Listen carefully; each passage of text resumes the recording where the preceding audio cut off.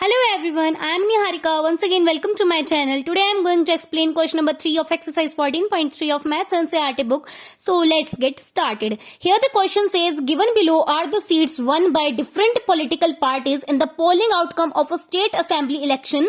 So the raw data is given to you, जिसको हम stats कहते हैं, राइट. सो पॉलिटिकल पार्टी आपको यहाँ पे कुछ ए से लेकर एफ तक आपको कुछ पॉलिटिकल पार्टीज गिवन है, जिनको इलेक्शन में जितनी सीटें मिली है वो उनके नीचे गिवन है. जैसे ए पॉलिटिकल पार्टी को 75 सीटें मिली, बी को 55 मिली, सी को 37, डी को 29, ई को 10 और एफ को 37, राइट.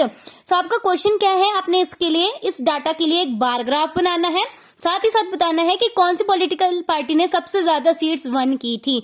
तो सेकंड वाला कर लेते हैं पहले तो सॉल्व, कि मतलब सबसे ज्यादा सीटें कौन सी पॉलिटिकल पार्टी ने जीती हैं. तो आप देख सकते हो यहाँ सबसे ज्यादा सीटें किसने जीती है, ए ने, जो कि 75 नंबर ऑफ सीटें हैं.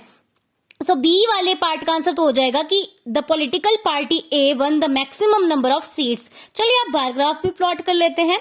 तो बार ग्राफ के लिए जो नंबर ऑफ सीट्स है ना, वो आप वाई एक्सिस पे प्लॉट कर लो. यहाँ पे मैंने लिखा नहीं है तो यहाँ लिख लेंगे वाई एक्सिस, राइट. और जो एक्स एक्सिस है वहां पे आप अपनी पॉलिटिकल पार्टीज के नेम को लिख लोगे, जैसे कि A B C D E F, right.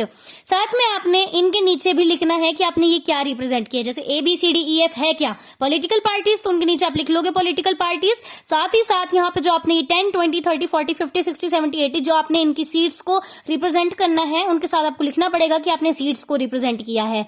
Like मैंने यहाँ पे सीट्स 1 लिखा है ना, तो आप भी ऐसे लिख लेना. उसके बाद अब बारी आती है प्लॉटिंग करने की. तो आप देख सकते हो ए ने 75 सीटें जीती, तो 70 और 80 के सेंटर में आ जाएगा 75, देन 55 कहाँ आ जाएगा 50 और 60 के मिडिल में, राइट. देन 37 30 से थोड़ा सा ऊपर एंड 40 से हल्का सा नीचे, यहाँ जैसे आप समझ सकते हो यहाँ 37 मैंने प्लॉट कर लिया है. देन 29 तो वो 30 से हल्का सा नीचे बिल्कुल, तो यहाँ जैसे मैंने 29 प्लॉट कर लिया. ई ने कितनी जीती 10, तो 10 के सामने मैंने यहाँ 10 प्लॉट कर लिया, उसके नीचे हमने ई लिखा है कि ये ई पॉलिटिकल पार्टी की बात हो रही है.